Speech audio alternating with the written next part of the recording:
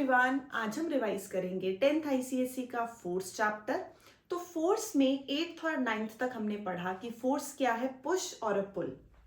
फिर 9th class में हमने उसको मॉडिफाई किया कि फोर्स एक एक्सटर्नल कॉज है, एक कारण है जिसकी वजह से अगर कोई बॉडी रेस्ट पे है उसको हम रेस्ट से मोशन में ला सकते हैं, या कोई बॉडी मोशन में है उसको मोशन से रेस्ट में ला सकते हैं। तो बेसिकली कोई कार रेस्ट पे है, स्टार्ट किया, उसको मोशन में लेके आए। कोई मूविंग कार थी, ब्रेक पे पैर रखा, उसको रेस्ट पे ले आए। तो एक्सटर्नल फोर्स यूज हुई स्टेट चेंज करने के लिए। सिमिलरली अगर किसी कार की स्पीड चेंज करनी है तो भी हम क्या यूज करेंगे, फोर्स यूज करेंगे। डायरेक्शन चेंज करने के लिए भी फोर्स अप्लाई हो रही है। अगर कोई ऑब्जेक्ट है, उसकी शेप एंड साइज, कोई चीज तोड़ दी, कुछ स्क्वीज कर दिया, तो ऑब्जेक्ट की जो शेप है वो क्या हो गई, हमारे पास चेंज हो गई। तो बेसिकली एक्सटर्नल फोर्स लग रही है जिससे हमारे पास ये सब इफेक्ट्स आ रहे हैं। क्या क्या, स्टेट चेंज हो रही है, शेप एंड साइज चेंज हो रहा है, स्पीड चेंज हो रही है, डायरेक्शन चेंज हो रही है। ये सब किसकी वजह से है, फोर्स की वजह से है। तो फोर्स हमारे पास क्या है, ये एक एक्सटर्नल कॉज है that changes the state. State rest to motion, motion to rest हो सकती है। शेप, साइज, स्पीड, डायरेक्शन, ये सब चीजें हम चेंज कर सकते हैं। एसआई यूनिट जो है न्यूटन का, हमारे पास यूनिट जो फोर्स का है वो क्या होता है, न्यूटन होता है। अब इसके बाद अगर हमारे पास कोई एक रिजिड बॉडी है, रिजिड बॉडी मींस हम किसी बॉडी पे फोर्स अप्लाई कर रहे हैं, but after the application of force जो बॉडी है अपनी शेप एंड साइज चेंज नहीं करती, रिटेन रखती है। जो ऑब्जेक्ट के अंदर पार्टिकल्स हैं उनकी जो पोजीशन है वो चेंज नहीं हो रही।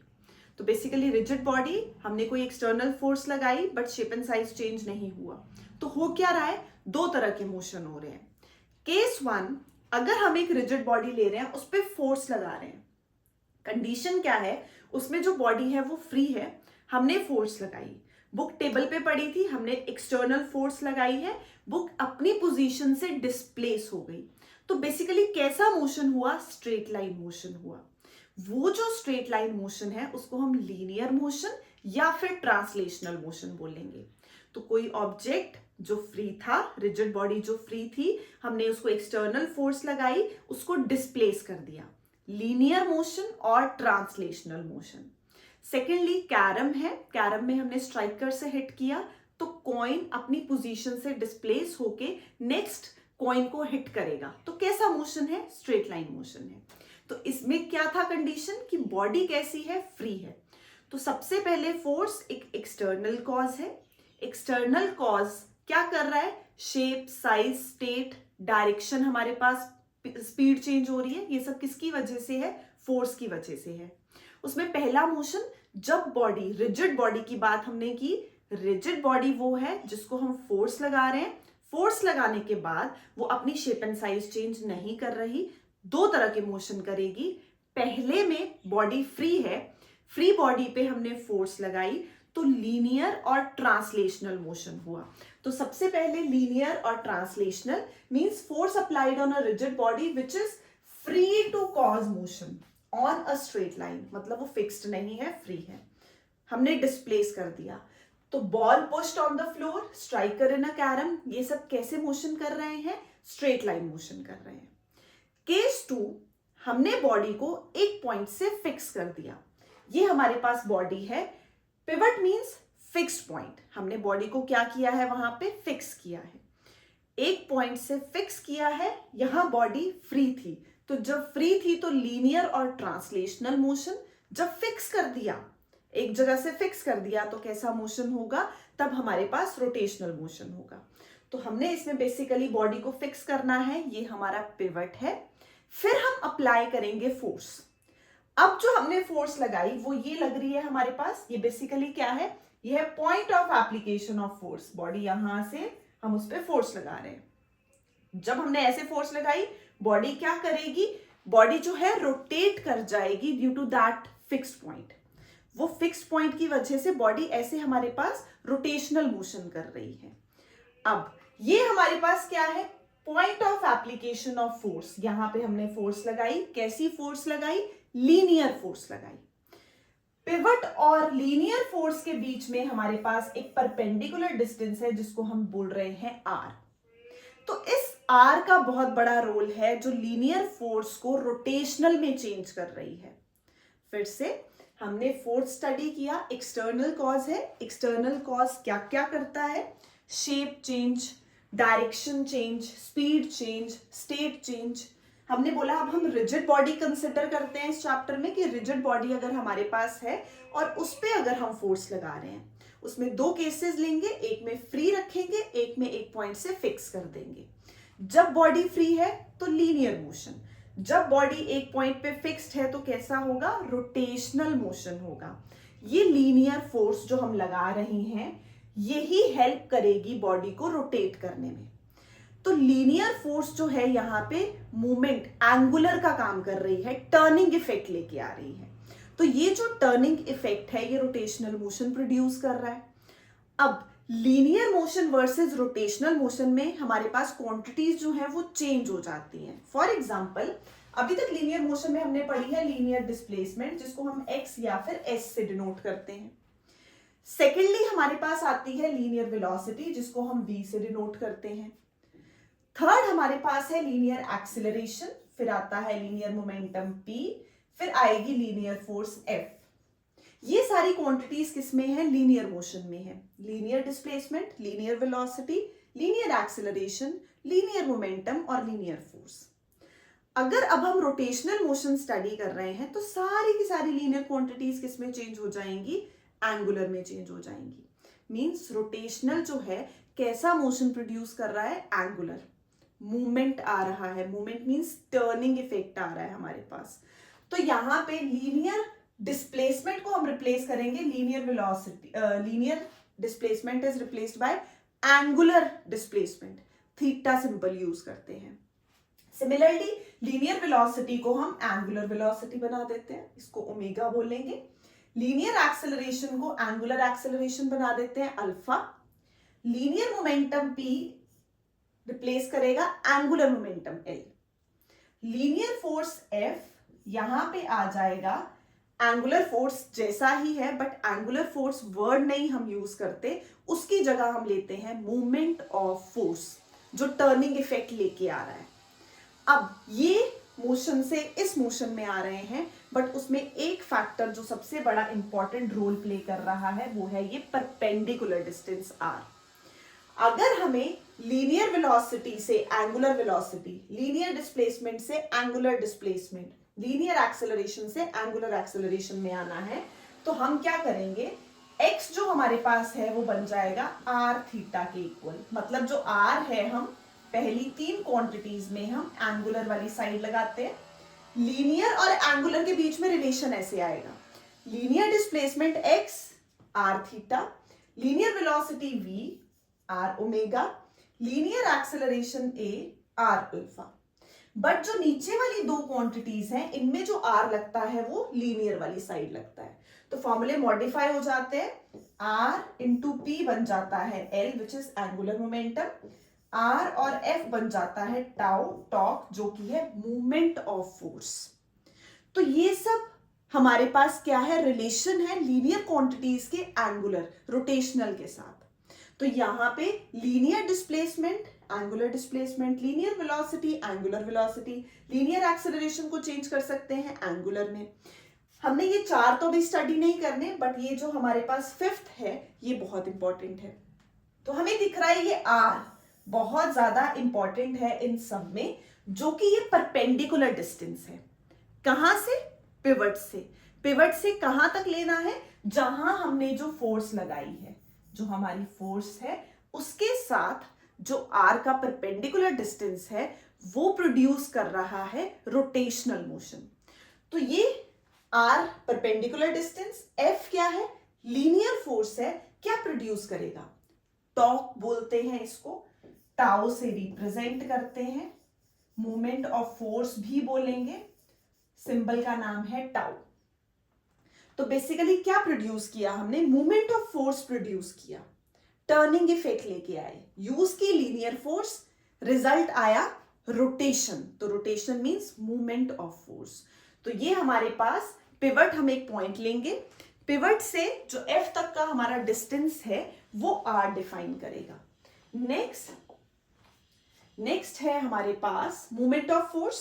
तो मोमेंट ऑफ फोर्स क्या है? टर्निंग इफेक्ट जो आ रहा है ऑब्जेक्ट का। तो turning effect on the body about an axis is due to the moment of force या फिर torque applied on the body. हमने एक रिजिड बॉडी कंसिडर की, हमने उसको फोर्स लगाई। ये फोर्स कौन सी है? अप्लाइड फोर्स है। ये कौन सी है? अप्लाइड फोर्स है। अप्लाइड फोर्स जिस लाइन में लगती है उसको बोलते हैं line of action of force. Applied force जिस लाइन में लग रही है, line of action of force. Line of action of force जो हमारा पिवट है, फिक्स्ड पॉइंट है जहां से हमने पिवटेड की है इसको, वो जो परपेंडिकुलर डिस्टेंस होगा वो हमारा आर आ जाएगा। तो ये जो परपेंडिकुलर डिस्टेंस है आर, जो कि रिस्पॉन्सिबल है टर्निंग इफेक्ट के लिए, तो ये भी चाहिए हमें और ये परपेंडिकुलर डिस्टेंस भी चाहिए। तो अब हमें कुछ कुछ समझ आ रहा है, टॉर्क या मोमेंट ऑफ फोर्स किन फैक्टर्स पे डिपेंड करता है। अगर हम फोर्स ही ना लगाएं तो क्या रोटेट करेगी? नहीं रोटेट करेगी। अगर ये परपेंडिकुलर डिस्टेंस नहीं होगा तो भी नहीं रोटेट करेगी। तो ये है अप्लाइड फोर्स, ये है हमारी line of action of force जहां हम फोर्स लगा रहे हैं। Line of action of force के साथ जो डिस्टेंस है वो है परपेंडिकुलर डिस्टेंस आर। तो यहां से फॉर्मूला डिफाइन होता है, ये जो मोमेंट ऑफ फोर्स है टॉर्क टाउ, ये किसके इक्वल है? ये आर और एफ के प्रोडक्ट के इक्वल है। पीछे हमने किया जो 5 क्वांटिटीज है उनको कैसे चेंज कर सकते हैं, लीनियर टू एंगुलर। तो लीनियर टू एंगुलर हमारे पास कैसे आ रहा है? पहली 4 तो हमें नहीं चाहिए, लास्ट में लीनियर फोर्स से मोमेंट ऑफ फोर्स। तो linear force, moment of force, तो टाउ कितना आ गया? परपेंडिकुलर डिस्टेंस और एफ का प्रोडक्ट आ गया। अब ये हमारे पास कैसी क्वांटिटी है? वेक्टर क्वांटिटी है, क्योंकि ये डायरेक्शन प्रोड्यूस करती है। अब डिपेंड करेगा बॉडी इस तरफ मूव कर रही है या इस तरफ मूव कर रही है। अब हमने फोर्स ऐसे लगाई, ये है परपेंडिकुलर डिस्टेंस, बॉडी ऐसे जाएगी, anti clockwise movement. Movement means फिर से टर्निंग इफेक्ट आ रहा है, तो हमारे पास जो मोशन हो रहा है वो कैसा हो रहा है? एंटी क्लॉकवाइज है। तो एंटी क्लॉकवाइज मूवमेंट को हम बाय साइन कन्वेंशन पॉजिटिव लेते हैं। आगे करेंगे, क्लॉकवाइज मूवमेंट हमारे लिए नेगेटिव होता है, एंटी क्लॉकवाइज मूवमेंट हमारे लिए पॉजिटिव होगा। तो सबसे पहले मूवमेंट ऑफ फोर्स किन फैक्टर्स पे डिपेंड करता है? फॉर्मूले से क्लियर है, टाउ डिपेंड कर रहा है आर पे और एफ पे। तो हमारे पास factors affecting the turning of a body किस पे? मैग्नीट्यूड ऑफ फोर्स और साथ में परपेंडिकुलर डिस्टेंस पे। मैग्नीट्यूड ऑफ फोर्स और साथ में परपेंडिकुलर डिस्टेंस पे। अगर इसमें से कुछ एक भी मिसिंग होगा तो नहीं लगेगा, टर्निंग इफेक्ट नहीं होगा, टॉर्क नहीं होगा। तो हमारे पास moment of force tau, torque कैसे लिखते हैं? आर इंटू एफ करके लिख देंगे। नेक्स्ट हमारे पास measurement of moment of force, तो वो सेम है जो अभी फॉर्मूला हमने पढ़ा कि moment of force is equal to the product of magnitude of force and the perpendicular distance. तो ये किन 2 चीजों पे डिपेंड कर रहा है? फोर्स पे। कौन सी फोर्स? Linear force. और साथ में क्या है? Perpendicular distance. दोनों में से कुछ एक भी मिसिंग है तो टॉर्क 0 हो जाएगा। नेक्स्ट इसके बाद हमारे पास है मोमेंट ऑफ फोर्स और टॉर्क। हमने बोला ये वेक्टर क्वांटिटी है, एसआई यूनिट, क्योंकि टॉर्क किसके इक्वल है? आर एफ के इक्वल है, तो एफ का यूनिट न्यूटन और डिस्टेंस का metre. CGS unit dyne, centimetre. Next हमारे पास ग्रेविटेशनल यूनिट्स। अब हमें पता है न्यूटन और डाइन का रिलेशन कितना है। 1 newton is 10 raised to the power 5 dyne और 1 मीटर इज 100 सेंटीमीटर। तो जब हम दोनों का कंबाइंड प्रोडक्ट लेंगे न्यूटन मीटर, तो bases are same, powers get added, तो क्या रिलेशन आ जाएगा? 1 newton metre is 10 raised to the power 7 dyne centimetre. तो ये हमारा एसआई और सीजीएस का रिलेशन है। ग्रेविटेशनल यूनिट में 1 किलोग्राम फोर्स, जिसको हम केजीएफ से डिनोट करते हैं, वो 9.8 न्यूटन के इक्वल होती है। 1 किलोग्राम फोर्स इज 9.8 न्यूटन। यहां साथ में मीटर है, यहां साथ में मीटर है, तो कोई फर्क नहीं पड़ रहा। Similarly 1 gram force is 980 dyne, तो ये 980 डाइन है, साथ में सेंटीमीटर एज इट इज। तो फोर्स की ये कन्वर्जन है, kilogram force is 9.8 newton, gram force is 980 dyne. इनको हम क्या बोलते हैं? ग्रेविटेशनल यूनिट्स, जहां पे जी की वैल्यू आ जाती है। Next sign convention, anti clockwise movement. जब हम ऐसे कोई डिस्क कंसिडर कर रहे हैं, एक फिक्स पॉइंट ले रहे हैं, पिवट, फोर्स लगाई, कैसा मोशन है, एंटी क्लॉकवाइज। तो एंटी क्लॉकवाइज हम क्या लेंगे, पॉजिटिव। अब इधर से हमने फोर्स लगाई है, तो जब इधर से फोर्स लग रही है ये बॉडी ऐसा मोशन प्रोड्यूस करेगी क्लॉकवाइज, क्लॉक की डायरेक्शन में, तो ये हमारे पास क्या होगा, नेगेटिव हो जाएगा। Next, direction of rotation of a body can be changed.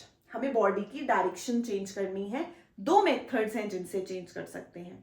पहला, आप पॉइंट फिक्स कर दो, एक बार इधर से फोर्स लगाओ और एक बार इधर से फोर्स लगाओ। सेकेंडली, पॉइंट चेंज करो बट डायरेक्शन सेम रखो। तो हम दो स्टेप्स लेंगे, एक में पॉइंट सेम रखेंगे, डायरेक्शन चेंज करेंगे। एक में डायरेक्शन सेम रखेंगे और हमारे पास क्या हो जाएगा, हम पॉइंट को चेंज कर देंगे। तो केस 1 हमने बोला डायरेक्शन सेम है, पॉइंट चेंज कर दिया, यहां फोर्स लगाई एंटी क्लॉकवाइज, यहां फोर्स लगाई क्लॉकवाइज।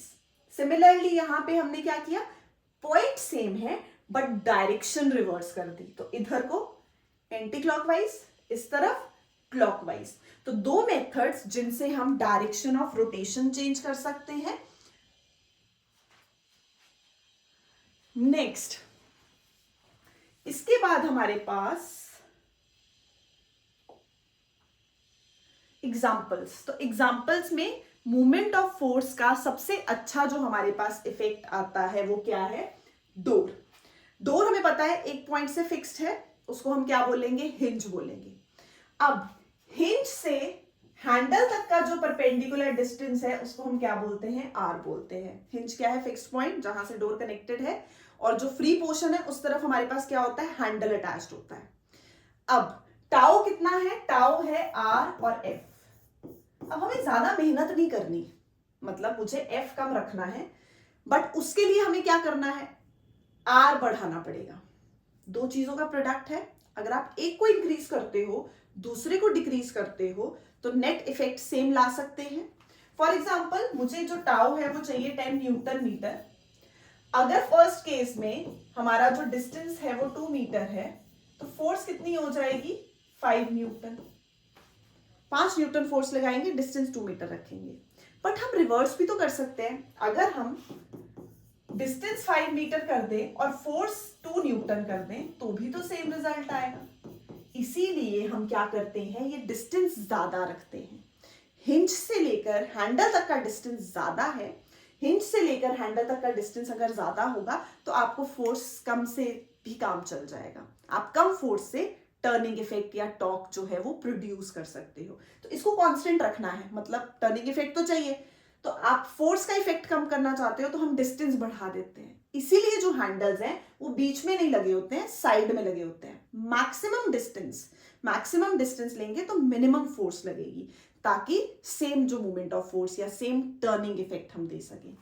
फिर से हमारे पास स्टीयरिंग, तो डायरेक्शन कैसे होगी, अगर आप इधर फोर्स लगा रहे हो तो वो हमारे पास एंटी क्लॉकवाइज जाएगा, इधर लगा रहे हो तो क्लॉकवाइज जाएगा। तो बेसिकली यहां क्या किया, डायरेक्शन सेम है, हमने पॉइंट चेंज कर दिया, तो पॉइंट चेंज करने से डायरेक्शन ऑफ रोटेशन चेंज हो जाती है। नेक्स्ट, अब बाइसाइकिल के फुट पेडल पे पैर रखा है, तो जब पैर रखा है तो फिर से ये परपेंडिकुलर डिस्टेंस, ये पिवट, तो क्या होगा, रोटेशन प्रोड्यूस हो जाएगी। सिमिलरली नेक्स्ट, ये जो नट है हमारा पिवट का काम कर रहा है, हैंडल के साथ फोर्स का जो डिस्टेंस है वो क्या हो जाएगा, परपेंडिकुलर डिस्टेंस आर। अब हम फिर से एंटी क्लॉकवाइज और क्लॉकवाइज मूवमेंट प्रोड्यूस कर सकते हैं। आर ज्यादा है, बिल्कुल एंड पॉइंट, फोर्स कम से काम चल जाएगा। तो अगर आपको कम फोर्स लगानी है, इसके लिए हम क्या करेंगे, आर की वैल्यू को ज्यादा कर देंगे। नेक्स्ट हमारे पास हैंड फ्लोर ग्राइंडर, तो इसमें भी सेम प्रोसेस है। यहां पे पिवट हमारा काम कर रहा है, आटा चक्की, तो यहां पे जो भी चीज हम डाल रहे हैं, अगर वो पॉइंट हमारा फिक्स्ड है तो वो पिवट के लिए काम कर रहा है। उसके कंपैरिजन में ये हैंडल अगर हम यहां लगाएं तो हमें फोर्स ज्यादा लगानी पड़ेगी, बट हैंडल कहां लगा है, एंड पॉइंट पे, तो हैंडल एंड पॉइंट पे लगा है, मतलब आर ज्यादा कर लिया। अब हम फोर्स लगाएंगे, तो जब हम फोर्स लगाएंगे तो मूवमेंट ऑफ फोर्स प्रोड्यूस होगा, बट हम चाहते हैं कम फोर्स ज्यादा इफेक्ट, तो आर जो है वो मैक्सिमम डिस्टेंस पे प्लेस्ड है। नेक्स्ट हमारे पास इसी पे बेस्ड क्वेश्चंस हैं, PYQs. A door lock is opened bye turning the level of length. तो डोर लॉक है और लेंथ मतलब आर हमें दे रखा है, कितना है 0.2 metre. Next, if the moment of force produced is 1 newton metre, तो minimum force will be, tau कितना है 1 newton metre minimum force. Distance हमने मैक्सिमम कर दिया, कम काम में कम मेहनत से ज्यादा आउटपुट चाहिए, तो F क्या होगा, फिर से यही formula, F will be tau by R. Tau है 1, 0.2 और ये आ जाएगा 5 newton. Next, calculate this movement in SI unit. अब ये क्या है, हमारी फोर्स है, फोर्स के साथ ये क्या है, हमारा परपेंडिकुलर डिस्टेंस है, तो क्या हो जाएगा फोर्स हमें टाउ निकालना है अलोंग A, तो फोर्स है 10, 4 सेंटीमीटर को हम मीटर में कन्वर्ट करेंगे तो 0.04, तो ये हमारे पास कितना आ गया 0.4 न्यूटन मीटर। सिमिलरली अगर अक्रॉस B लेना है तो 12 और 2.5, तो 12 तो ठीक है, लेकिन 2.5 फिर से हमारे पास क्या है सेंटीमीटर, कन्वर्ट करते हैं उसको तो 0.025, तो हमारे पास ये आ गया 3000, 250, 275, 300 डिवाइडेड बाय 3, ये 1000, तो 0.3 न्यूटन मीटर। नेक्स्ट, टाउ सी, तो टाउ सी 12 है और हमारे पास परपेंडिकुलर डिस्टेंस कितना है फिर से 2, तो 0.02 मीटर में कन्वर्ट करेंगे तो ये कितना देगा 24, 0.24 न्यूटन मीटर। तो हमने तीनों के अक्रॉस मूवमेंट निकाल लिए, A के क्रॉस B के क्रॉस B और C के क्रॉस B। तो मूवमेंट ऑफ फोर्स क्या है, टॉर्क है, टर्निंग इफेक्ट है, किसके इक्वल होता है R और F के इक्वल होता है, तो R और F। नेक्स्ट हमारे पास कपल, तो कपल बेसिकली क्या है, एक रॉड कंसिडर करते हैं हम, एक लाइन, इस पे ये सेम लाइन है, बट जब हम ले रहे हैं फोर्स तो हमने लाइन ऑफ एक्शन चेंज कर दिया। लाइन ऑफ एक्शन क्या होता है, जिसके अलोंग फोर्स लग रही है, तो यहां तो इसके अलोंग लग रही है और यहां इसके अलोंग लग रही है, तो 2 इक्वल एंड ऑपोजिट फोर्सेस लगा रहे हैं, मतलब 2 forces of same magnitude but opposite direction. तो यहां भी अगर आप 5 न्यूटन की लगा रहे हो, यहां भी 5 न्यूटन की लगा रहे हो, और मान लो इसकी लेंथ है 2 मीटर, तो ये हो जाएगा 1 और ये भी हो जाएगा 1 मीटर। तो हमारे पास यहां पे मूवमेंट कितना आएगा, ये फिक्स्ड पॉइंट है हमारा O, ये वाला मूवमेंट होगा 5 into 1, नेट रिजल्ट ये क्या प्रोड्यूस करेगा, एंटी क्लॉकवाइज। सिमिलरली ये भी 5 into 1, ये क्या प्रोड्यूस करेगा, एंटी क्लॉकवाइज। तो टोटल मूवमेंट कितना हो जाएगा 10 न्यूटन मीटर, क्योंकि एंटी क्लॉकवाइज हम पॉजिटिव लेते हैं। तो कपल क्या है, एक लाइन के अलोंग 2 फोर्सेस जिनका मैग्नीट्यूड सेम है बट डायरेक्शन ऑपोजिट है, तो ऐसा पेयर ऑफ फोर्सेस जो same magnitude but opposite direction and different lines of action पे लगता है, वो कपल फॉर्म करेगा। तो इसके लिए सेम हमारे पास जो टैप्स हैं वो बेस्ट एग्जांपल, बॉटल हम ओपन करते हैं वो बेस्ट एग्जांपल। बॉटल ओपन करनी है तो हम एक थंब से जो फिंगर लगा रहे हैं वो बैकवर्ड लग रही है और जो फिंगर से लग रही है वो फॉरवर्ड लग रही है। तो जब हम ऐसे किसी चीज को रोटेशन प्रोड्यूस करेंगे तो बॉटल ओपन होगी या फिर हम बोले बंद होगी, तो डायरेक्शन पे डिपेंड करेगा। तो हम जो फोर्स लगा रहे हैं वो 2 पोजीशंस पे है और एक फोर्स हमारी ऊपर की तरफ, एक फोर्स नीचे की तरफ, तो ये क्या प्रोड्यूस करेगी, कपल प्रोड्यूस करेगी। सिमिलरली टैप्स, तो जब हम टैप्स को टर्न कर रहे हैं तो वो भी सेम हमारे पास, हमने 2 पॉइंट्स कंसिडर किए, 2 डिफरेंट लाइंस ऑफ एक्शन। तो डिफरेंट लाइंस ऑफ एक्शन में एक फोर्स फॉरवर्ड एक फोर्स बैकवर्ड, तो वो कपल प्रोड्यूस करेगा जिससे फिर से टर्निंग इफेक्ट आएगा। कार रेंच, ये पॉइंट हमारा पिवट हो गया, एक फोर्स लग रही है ऊपर की तरफ, एक फोर्स लग रही है नीचे की तरफ, क्या आ जाएगा हमारे पास, टर्निंग इफेक्ट आ जाएगा। तो दोनों जो पेयर ऑफ फोर्सेस हैं, क्योंकि डिफरेंट लाइंस ऑफ एक्शन में है और हमारे पास मैग्नीट्यूड सेम है बट डायरेक्शन ऑपोजिट है, कपल फॉर्म करेगा। फिर से एक फोर्स ऊपर एक फोर्स नीचे, नेट टर्निंग इफेक्ट। इसके बाद हमारे पास ये जो दो फोर्सेस हैं ये एक दूसरे को बैलेंस नहीं करती, मतलब ये बैलेंस्ड फोर्सेस बिल्कुल भी नहीं है, क्योंकि बैलेंस्ड कैसी होती हैं, अगर हम ऐसे फोर्स लगा रहे हैं या ऐसे फोर्स लगा रहे हैं, दो फोर्सेस हमारे पास एक ही लाइंस ऑफ एक्शन, मतलब एक ही लाइन ऑफ एक्शन में जब लगेगी तो नेट फोर्स जीरो करेगी, उनको बैलेंस्ड बोलते हैं। बट जब हमारे पास लाइंस ऑफ एक्शन वेरी हो गए, यहां लाइंस ऑफ एक्शन जो है वो चेंज हुए, तो लाइन ऑफ एक्शन चेंज करने से कपल बनता है। ये बैलेंस्ड फोर्सेस बिल्कुल भी नहीं है। कपल हमारे पास रोटेशन प्रोड्यूस कर रही है, देखो हमने ऐसे रखा, ये नेट इफेक्ट क्या दे रही है, बॉडी को रोटेट कर रही है। तो note, a couple is always used to produce rotation and two forces do not balance each other because their line of action is not same. यहां जो line of action है वो different है, यहां line of action same है, ये वाली भी जीरो, ये वाली भी zero. Next, movement of couple. तो अब कपल का भी टर्निंग इफेक्ट स्टडी करेंगे। मूवमेंट बेसिकली क्या है, हमारे पास टर्निंग इफेक्ट है।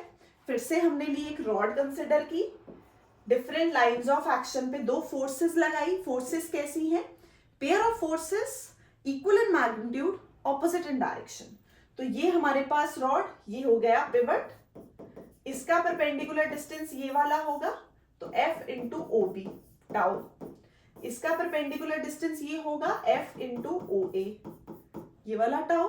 नेट रिजल्ट दोनों का सेम है, एंटी क्लॉकवाइज, तो पॉजिटिव होगा, दोनों ऐड हो जाएंगी, F into O A plus O B, तो क्या दे देगा, F into O A plus O B, which is F into A B, और वो किसके इक्वल है, F इंटू डी के इक्वल है। तो टोटल मूवमेंट ऑफ कपल कितना आया, either force into perpendicular distance between these two forces. तो हमारे पास दोनों फोर्सेस में से कोई भी मैग्नीट्यूड लेने सेम ही है, तो दोनों में से कोई एक फोर्स लेंगे, एक का मैग्नीट्यूड ले रहे हैं, और दोनों के बीच में परपेंडिकुलर डिस्टेंस, वो हमारे पास क्या बनाएगा, मूवमेंट ऑफ कपल बनाएगा। Next, equilibrium of bodies. तो इक्विलिब्रियम नाम से ही क्लियर है, एक ऑब्जेक्ट पे चारों तरफ से फोर्स लग रही है, यहां से यहां से यहां से और यहां से। अगर वो फोर्सेस जो है नेट, उनका जो सम है, वेक्टर सम है, वो जीरो हो जाए, तो हम क्या बोलेंगे, बॉडी जो है वो इक्विलिब्रियम, स्टैटिक इक्विलिब्रियम में है। मतलब किसी बॉडी पे, चलती बॉडी पे या रेस्ट पे बॉडी पे नंबर ऑफ फोर्सेस लगी, बट वो फोर्सेस जो है उसकी स्टेट नहीं चेंज कर पाई, तो वो क्या होगा, इक्विलिब्रियम होगा। अगर कोई बॉडी इनिशियली रेस्ट में थी, उस पे नंबर ऑफ फोर्सेस लगी, उन सब का वेक्टर सम लो, तो हमारे पास जो नेट फोर्स है वो क्या हो गई, जीरो हो गई। तो वो जो बॉडी है वो रेस्ट पे ही रहेगी, उसको बोलेंगे स्टैटिक इक्विलिब्रियम। अगर कोई बॉडी इनिशियली मोशन में थी, हमने उस पे फोर्स लगाई और उन फोर्सेस का जो सम है वो भी जीरो है, वेक्टर सम, टोटल हमारे पास जो रिजल्टेंट है, resultant of all the forces is zero, तो हमारे पास वो मोशन में ही रहेगी। तो इनिशियली मोशन स्टेट है तो डायनेमिक इक्विलिब्रियम, इनिशियली अगर रेस्ट स्टेट है तो स्टैटिक इक्विलिब्रियम। तो इक्विलिब्रियम क्या है, if several forces acting on a body do not change its state of rest और of motion, then the body is said to be in equilibrium. अब मैंने बार बार एक चीज बोली कि resultant of all the forces zero, और टाउ कितना होता है, अगर ये F जीरो हो गया तो टाउ भी तो RF है, तो अगर ये जीरो है तो हमारे पास sum of all the movement of forces, मतलब टॉर्क भी क्या हो जाएगा, जीरो हो जाएगा। तो कंडीशंस क्या हो गई इक्विलिब्रियम की, क्लियर यहीं से ही कि sum of all the forces zero, next sum of all the movement of forces zero. तो बेसिकली वो जो बॉडी है वो किस में मानी जाएगी, इक्विलिब्रियम में मानी जाएगी। तो पहला हमारे पास स्टैटिक इक्विलिब्रियम, इनिशियली रेस्ट में थी, अभी भी रेस्ट में ही है, इनिशियली मोशन में थी, अभी भी मोशन में ही है। स्टैटिक का एग्जांपल बुक टेबल पे पड़ी है, अगर बुक टेबल पे पड़ी है, हमने इधर से फोर्स लगाई 50 न्यूटन, इधर से लगाई 50 Newton, net force zero, rest पे रहेगी। अगर इसके वेट की बात करें तो ये डाउनवर्ड डायरेक्शन में, धरती पे बोझ, हम भी बोझ, तो mg डाउनवर्ड डायरेक्शन में फोर्स लग रही है। अब टेबल भी चुप नहीं बैठेगा, टेबल भी वापस ऊपर की डायरेक्शन में क्या करेगा, फोर्स लगाएगा। नेट फोर्स अगर बैलेंस्ड हमारे पास तो बॉडी मूव नहीं करने वाली। तो यही होता है, हमने इधर से जो वेट लगाया, जो टेबल उसको वापस फोर्स लगा रहा है, नॉर्मल रिएक्शन लगा रहा है, वो हमारे पास क्या हो जाएगा, दोनों बैलेंस्ड हो जाएंगी। तो बॉडी रेस्ट पे थी और रेस्ट पे ही रहेगी, तो स्टैटिक इक्विलिब्रियम। डायनेमिक मीन्स हमारे पास रेन ड्रॉप्स, रेन आ रही है कांस्टेंट वेलोसिटी से, तो उसको फ्रिक्शन लग रहा है, एयर ड्रैग लग रहा है, जिसको हम विस्कोसिटी भी बोलते हैं। तो बेसिकली एक उसका वेट फोर्स लग रही है, एक उसको विस्कस एयर ड्रैग लग रहा है। तो ये सब फोर्सेस जो हैं ये मिलके नेट फोर्स उस पर जीरो कर रही हैं, तभी तो जो रेन है वो सेम वेलोसिटी से डायरेक्शन में मूव कर रही है। तो नेट फोर्स जीरो हुई, वो मूव कर रही थी और मूव ही कर रही है कांस्टेंट वेलोसिटी से। सिमिलरली एरोप्लेन, तो एरोप्लेन्स में भी हमारे पास एयर लिफ्ट होती है, जब वो अपवर्ड डायरेक्शन में जा रहा है तो उसको भी फोर्सेस लग रही हैं, फ्रिक्शन लग रहा है, बट उसका जो इंजन है उसको हेल्प कर रहा है मूव करने के लिए, तो वहां पे भी हमारे पास क्या है, वो मूव कर रहा है dynamic equilibrium. Similarly stone tied to a string, अगर हम एक स्ट्रिंग के साथ स्टोन टाई करें, उसको हम सर्कुलर मोशन में रोटेट करें, तो हमारे हाथ की तरफ एक फोर्स लगेगी, वो है टेंशन। हमारे पास जो फोर्सेस होती हैं, एक है वेट डाउनवर्ड डायरेक्शन में, बेसिकली इनको कॉन्टैक्ट फोर्सेस बोलते हैं हम।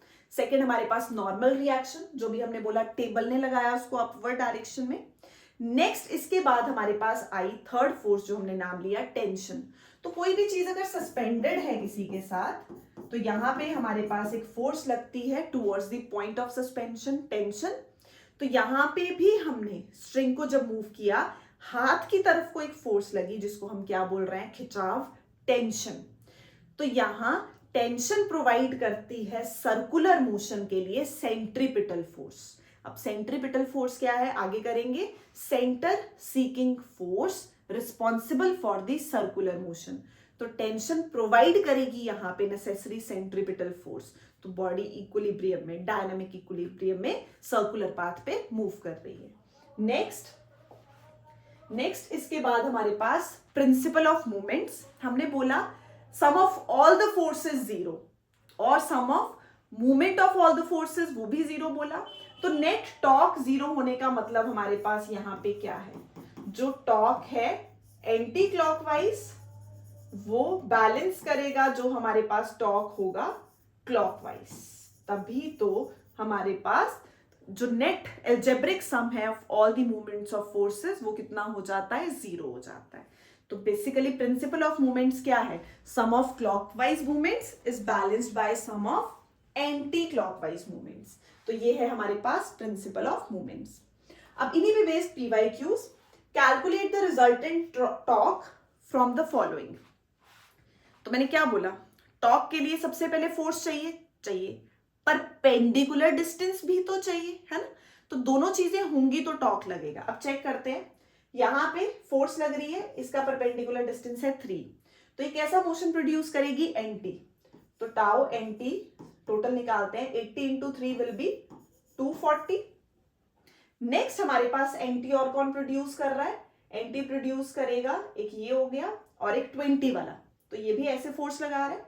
तो 20 के साथ ये 1 है, तो यहां पे 20 plus 1 will be total movement of force. तो एंटी क्लॉकवाइज कितना हो गया, 260 न्यूटन मीटर।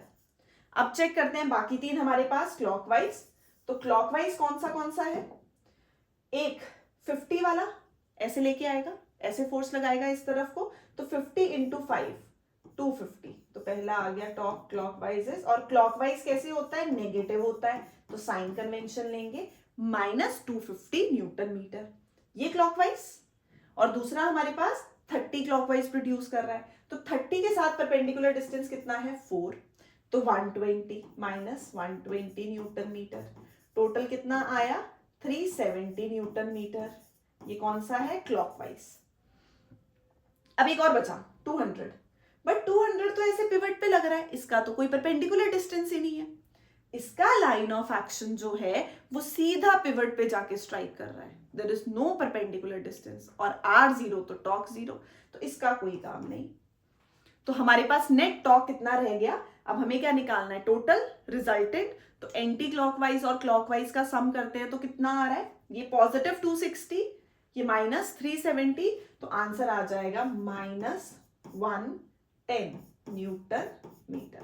मतलब नेट डायरेक्शन क्या हो जाएगी, क्लॉकवाइज हो जाएगी। तो ये हमारे पास फर्स्ट रिजल्टेंट टॉर्क फाइंड करना था, बहुत सारी फोर्सेस लग रही थी। अब चेक करेंगे परपेंडिकुलर डिस्टेंस है और उसमें से निकालो कौन सा एंटी क्लॉकवाइज प्रोड्यूस कर रहा है, कौन सा क्लॉकवाइज प्रोड्यूस कर रहा है। उन सबको मर्ज करो तो नेट आ गया हमारे पास इतना। नेक्स्ट है a non uniform beam of weight 120 newton. तो ये ले लिया हमने, ये है हमारे पास non uniform beam of weight 120 newton यहां एक्ट कर रहा है। Pivoted at one end is shown in the diagram, ये ले लिया। Calculate the value of F to keep the beam in equilibrium. Equilibrium का प्रिंसिपल क्या है, anti clockwise movement is equal to clockwise movement लेना पड़ेगा। तो tau clockwise is tau anti clockwise ढूंढते हैं। एक तो वेट लग रहा है डाउनवर्ड डायरेक्शन में, वेट से लेकर उस फोर्स से लेकर पिवट तक का परपेंडिकुलर डिस्टेंस गिवन है 0.20। तो ये हमारे पास एक आ गया 120 और दूसरा आ गया सम ऑफ ऑल द मूवमेंट्स हमें लगाना है यहां पे। तो कितना आएगा 120 इंटू 0.20। तो एक वेट डाउनवर्ड डायरेक्शन में, एक वेट हमारे पास डाउनवर्ड डायरेक्शन में, इसको इक्विलिब्रियम में रखने के लिए दूसरी फोर्सेस को बैलेंस करनी चाहिए। तो ये हमारे पास एफ लग रही है अपवर्ड डायरेक्शन में, नेट फोर्स 0, नेट टॉर्क 0, ये एफ है। तो एफ के साथ हमारे पास परपेंडिकुलर डिस्टेंस पिवट तक का कितना गिवन है 0.80। तो ये वाली फोर्स को जब तक बैलेंस नहीं करती, ये टॉर्क जब तक ये टॉर्क को बैलेंस नहीं करता तब तक इक्विलिब्रियम में नहीं रहेगा। बैलेंसिंग करवा दी, ये है एफ इंटू 0.80 डेसिमल 4 और ये 30। तो 30 न्यूटन हमारे पास आ गई फोर्स। बेसिकली इक्विलिब्रियम वर्ड था तो इक्विलिब्रियम में लेके आए, इधर वाली और इधर वाली फोर्सेस को क्या कर लिया, बैलेंस कर लिया। नेक्स्ट इसके बाद a body of mass 30 kg is sitting at a distance of 2 metre from the middle of a seesaw. Where should a boy of mass 40 kg। अब ये एक सीसॉ लिया हमने, यहां पे हमारे पास है 30 kg is sitting at a distance of 2 metre. तो ये हमारे पास हो गया 2 metre from the middle of a seesaw, और हमें दूसरी साइड किसको बिठाना है 40 kg। तो बेसिकली जब नीचे की तरफ को फोर्स लगेगी तो बनेगी 40g mg, इधर की तरफ को बनेगी तो 30 kg 30g mg। तो यहां बैलेंस कर रहा है, तो बैलेंसिंग करने के लिए हमें ये x फाइंड करना है, फिर से बैलेंस करवाना है, मतलब इक्विलिब्रियम में रखना है। तो फिर से हमारे पास ये वाली फोर्स और ये वाली फोर्स जो है, इसका जो मूवमेंट आएगा वो बैलेंस करना चाहिए। तो टॉर्क क्या होगा F इंटू आर, 30 इंटू 2, और इधर क्या आएगा 40 इंटू एक्स। तो ये हो गया 6/4 3/2, x इज 1.5। तो कहां बिठाएं उसको, ये 2 मीटर बैठा था, इसको 1.5 मीटर पे बिठा दो। तो जो बैलेंसिंग होगी इक्विलिब्रियम आ गया। Next a uniform metre scale, इसमें ग्रेविटी लगाते हैं, वापस आते हैं। नेक्स्ट है सेंटर ऑफ ग्रेविटी। तो सेंटर ऑफ मास क्या होता है, जहां पे बॉडी का पूरा मास जो है वो कंसंट्रेटेड है, वो पॉइंट। सेंटर ऑफ ग्रेविटी वो पॉइंट है जहां पे सारा का सारा वेट कंसंट्रेटेड है। ह्यूमन बॉडी में हमने लिया नेवल। तो अगर हम ऐसे खड़े हैं, जैसे यहां पे डायग्राम में ये पर्सन खड़ा है थोड़ी सी लेग्स ओपन करके, बेस का सपोर्ट लेते हुए, तो इसमें जो बॉडी है वो स्टेबल इक्विलिब्रियम में है। मतलब अगर हम उसको थोड़ी बहुत फोर्स लगाएंगे तो वो अपनी पोजीशन से थोड़ा सा डिस्प्लेस, मतलब थोड़ा सा हिल सकता है, बट ये है कि वो वापस इक्विलिब्रियम में आ जाएगा। तो ये अगर हम कोई ऑब्जेक्ट ले रहे हैं, उसको हम बैलेंस कर रहे हैं उसके सेंटर ऑफ ग्रेविटी वाले पॉइंट पे, तो इक्विलिब्रियम में, स्टैटिक इक्विलिब्रियम में या स्टेबल इक्विलिब्रियम में आ जाएगी। तो यहां सेंटर ऑफ ग्रेविटी क्या है, point about which the algebraic sum of movements of weights of all the particles is 0। अभी हमने किया नेट टॉर्क 0 था, प्रिंसिपल ऑफ मूवमेंट्स किया। यहां पे क्या है, algebraic sum of the weights. तो अगर हमारे पास कोई बॉडी को हमें बैलेंस करना है, किस पॉइंट पे बैलेंस कर रहे हैं, सेंटर ऑफ वेट पे बैलेंस कर रहे हैं, जहां पे बॉडी का जो सारा का सारा वेट है वो क्या होगा, बैलेंस्ड होगा, कंसंट्रेटेड होगा। तो अगर कोई ऑब्जेक्ट ऐसे खड़ा है तो वो स्टेबल इक्विलिब्रियम में है। हमने कोई बॉडी, पर्सन, वो लेग्स ओपन करके अपने खड़ा है, हम उसको थोड़ी बहुत फोर्स लगा रहे हैं, बट वो वापस अपना जो स्टेबल इक्विलिब्रियम वाली स्टेट है उसको रीगेन कर लेगा। टॉपल कर सकता है थोड़ा बहुत ऐसे ऐसे ऐसे, बट फिर से वो वापस क्या करेगा, अपनी स्टेबल इक्विलिब्रियम की स्टेट में आ जाएगा। अगर वो थोड़ी सी अपनी नीज को बेंड करके खड़ा हो ऐसे, तो उसका जो सेंटर ऑफ ग्रेविटी है वो शिफ्ट कर गया। सेंटर ऑफ ग्रेविटी जितना नीचे हो बॉडी में, जितना बेस के पास हो, उतना ज्यादा जो बॉडी है वो स्टेबल इक्विलिब्रियम में रहती है। फिर से, जो सेंटर ऑफ ग्रेविटी है बॉडी का, सेंटर ऑफ ग्रेविटी जितना बेस के क्लोजर होगा, उतनी बॉडी स्टेबल इक्विलिब्रियम में रहेगी। फॉर एग्जाम्पल, यहां पे हमने एक ऑब्जेक्ट लिया, इसका सेंटर ऑफ ग्रेविटी ये है, तो ये अपनी स्टेबल इक्विलिब्रियम की स्टेट में है। अब अगर हम इसको थोड़ी बहुत फोर्सेस लगा रहे हैं, टॉपल कर रहा है, बट ये टॉपल करके हमने इसको टॉक लगाया, अपनी वापस से वही स्टेट एक्वायर कर लेगा। बट इस केस में सेंटर ऑफ ग्रेविटी ऊपर शिफ्ट हुआ, तो बंदा थोड़ा बहुत अपनी जगह से जो है वो इक्विलिब्रियम से शिफ्ट हो सकता है। बट इस केस में अगर हम अपनी लेग्स का जो डिस्टेंस है, गैप है, उसको बढ़ा दें, अगर हम उसको बढ़ा दें, डिस्टेंस को इंक्रीज कर दें, तो वापस से वो अपना स्टेबल इक्विलिब्रियम पे आ सकता है। मतलब अगर आपकी सेंटर ऑफ ग्रेविटी शिफ्ट हो रही है, तो आप लेग्स का जो डिस्टेंस है, इस गैप को इंक्रीज करके भी वो स्टेबल इक्विलिब्रियम जो है वो एक्वायर कर सकते हो। तो सेंटर ऑफ मास वो पॉइंट जहां पे सारा का सारा मास कंसंट्रेटेड होता है, सेंटर ऑफ ग्रेविटी वो पॉइंट है जहां पे सारा का सारा वेट कंसंट्रेटेड होगा। और सेंटर ऑफ ग्रेविटी में जो एल्जेब्रिक सम है of the moments of weights, वो क्या होगा उस पॉइंट पे, उस पर्टिकुलर पॉइंट पे जो हम जिसको बोल रहे हैं कि सेंटर ऑफ ग्रेविटी है, वो क्या हो जाएगा, 0 हो जाएगा। फॉर एग्जाम्पल, ये हमारे पास रिंग है, डिस्क है, हमने कोई ऑब्जेक्ट लिया, हम बोल रहे हैं इसका जो ये सेंटर ऑफ ग्रेविटी है, इसमें जो एल्जेब्रिक सम होगा मोमेंट्स ऑफ वेट्स का, वो उस पर्टिकुलर पॉइंट पे क्या हो जाएगा, 0 होगा। और हमने क्या सीखा कि अगर बॉडी को इक्विलिब्रियम में, स्टेबल इक्विलिब्रियम में रखना है, तो उसका सेंटर ऑफ ग्रेविटी जो है वो मैक्सिमम नीचे होना चाहिए, ग्राउंड के पास।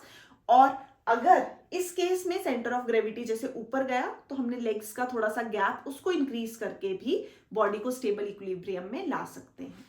उसके बाद the position of centre of gravity of a given mass depends on it's, किस पे डिपेंड करता है, अभी तो पता चल रहा है, शेप पे। Centre of gravity shape he decide करेगी। कैसे, रेक्टेंगल का सेंटर ऑफ ग्रेविटी क्या होगा, इनका ज्योमेट्रिक जो हमारे पास पॉइंट ले रहे हैं हम सेंटर, ज्योमेट्रिक सेंटर कैसे आएगा, डायगोनल्स ले लो, उनका जो सेंट्रल पॉइंट है जहां इंटरसेक्ट होंगे, पैरेललोग्राम में डायगोनल्स ले लो, स्क्वायर में डायगोनल्स ले लो जहां इंटरसेक्ट कर रहे हैं। ऐसे ही ट्राइंगल में, ट्राइंगल में हमने बोला मीडियंस, उनका जो हमने परपेंडिकुलर लिया, जो फिक्स्ड डिस्टेंस लिया, पॉइंट लिया जहां पे ये इंटरसेक्ट कर रहे हैं, वो हमारे पास सेंटर ऑफ ग्रेविटी होगा। अब जो बॉडी का सेंटर ऑफ ग्रेविटी है, वो जरूरी ही नहीं कि सरफेस पे हो। जैसे रिंग के केस में हमारे पास वो कहां लाई कर रहा है, अंदर लाई कर रहा है पॉइंट पे, मतलब वो सरफेस पे नहीं है। तो सबसे पहले सेंटर ऑफ ग्रेविटी अपनी शेप पे डिपेंड करता है, डिस्ट्रीब्यूशन ऑफ मास कैसे हो रखी है उन पे डिपेंड करेगा। It changes if the body is डीफॉर्म्ड, body change हुई, शेप चेंज हुई, तो सेंटर ऑफ ग्रेविटी चेंज हुआ। सेंटर ऑफ ग्रेविटी में लाई विद इन द मटीरियल, अंदर भी लाई कर सकता है, बॉडी पे भी लाई कर सकता है, और outside the surface of the body भी लाई कर सकता है। नेक्स्ट हमारे पास, for stable equilibrium its centre of gravity must be as low as possible, जितना नीचे होगा उतना stable equilibrium. It must be above the base and near geometric centre, तो हमने वही लिए। तो ये था हमारे पास सेंटर ऑफ ग्रेविटी। अब इसी पे बेस्ड हमारे पास क्वेश्चन है, a uniform metre scale is an equilibrium position, calculate the mass of the ruler. हमने यहाँ लिया है फल्क्रम, हमने बोला ये ऑब्जेक्ट का वेट लग रहा है 40 GF डाउनवर्ड डायरेक्शन में, कितने डिस्टेंस पे, तो ये 30 - 5 कितना आ गया हमारे पास, 25 आ गया। तो हमें बैलेंसिंग करनी है, 40 × 25 इज इक्वल टू, किसके साथ बैलेंस होगा, अगर हम बोले हमारे पास जो मीटर स्केल है वो इक्विलिब्रियम पोजीशन में, इक्विलिब्रियम पोजीशन में है, calculate the mass of the ruler. अब सारा का सारा मास सेंट्रल पॉइंट पे हम बोले तो कितने पे होगा, सेंटर ऑफ ग्रेविटी कहां लाई करता है, ज्योमेट्रिक सेंटर पे। तो ज्योमेट्रिक सेंटर मतलब ये 100 है, तो हमने 50 ले लिया। तो यहां हमारे पास जो वेट है उसको हम बोलेंगे mg, यहां भी 40 GF दे रखा है, इनटू डिस्टेंस, डिस्टेंस कितना है, 50 - 30 इज 20। तो ये हमारे पास कितना आएगा, ये हमारे पास कैंसिल होके फिर से हमें m फाइंड करना है, ये कैंसिल हुआ, ये कैंसिल हुआ, ये आ गया 2, और हम जब सॉल्व करेंगे तो हमारे पास वैल्यू कितनी आ जाएगी 50, मास आ गया 50। तो ये है मास of the ruler. Next same, two forces each of 5 Newton act vertically upwards and downwards respectively. किसका केस बना रहा है, कपल का। On the two sides of uniform meter rule, which is placed at its midpoint as shown in the diagram, determine the magnitude of resultant moment of these forces. तो ये वाली force F into, इसको convert करते हैं metre में, torque कितना होगा 0.5, तो ये आ गया 2.5 न्यूटन मीटर। सिमिलरली इस डायरेक्शन का भी 50 है तो 0.5 इंटू 5 अगेन 2.5, दोनों एंटी क्लॉकवाइज है तो ऐड कर दो, तो टोटल इज 5 न्यूटन मीटर। तो ये हमारे पास क्या आ जाएगा, नेट टॉर्क आ जाएगा। नेक्स्ट इसके बाद हमारे पास यूनिफॉर्म सर्कुलर मोशन। तो यूनिफॉर्म सर्कुलर मोशन क्या है, अगर कोई बॉडी सर्कुलर पाथ पे मूव कर रही है, पहले तो सर्कुलर मोशन। यूनिफॉर्म हम पढ़ते थे when an object covers equal distance in equal intervals of time. अगर कोई ऑब्जेक्ट इक्वल डिस्टेंस कवर कर रहा है इन इक्वल इंटरवल्स ऑफ टाइम तो हमारे पास यूनिफॉर्म मोशन है। फॉर एग्जांपल लीनियर में अगर कोई बॉडी ए से बी गई, बी से सी गई, सी से डी गई, 5 मीटर 5 मीटर 5 मीटर, टाइम कितना है 5 सेकेंड्स 5 सेकेंड्स और 5 सेकेंड्स, तो हमारे पास equal distance in equal intervals of time, तो यूनिफॉर्म स्पीड होगी। डायरेक्शन भी सेम है, तो स्पीड और साथ में डायरेक्शन सेम, मतलब वेलोसिटी कांस्टेंट। तो यूनिफॉर्म लीनियर मोशन में, uniform means equal distance in equal intervals of time, linear motion है तो एक ही डायरेक्शन में जा रही है, तो इस केस में वेलोसिटी क्या होती है, कांस्टेंट।